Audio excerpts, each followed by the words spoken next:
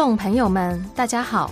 我是珠海市斗门区富山工业园管理委员会经济发展局局长张玲玲。5月6日下午5点半至6点半，我和我的同事将做客斗门电台，服务群众感担当928民生热线直播节目，就富山工业园的经济发展、招商引资、园区建设、企业服务等方面的话题同市民交流，欢迎大家积极参与节目。您提出的意見和建議，我們將熱心解答和跟進處理。歡迎你參與 FM 92.8斗門電台服務群眾敢擔當928民生熱線節目，民有所呼，斗有所應。如果你對民生大小事、社會公共事務等有意見或建議，歡迎你喺節目直播期間撥打熱線電話5213-640、5213-740，與主持人上線單位即時互動，上線單位將現場為你解答。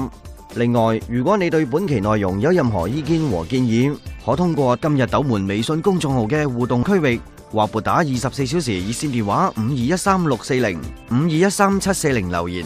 我哋會認真篩選並轉交相關部門，喺跟住落嚟嘅直播節目中及時反饋。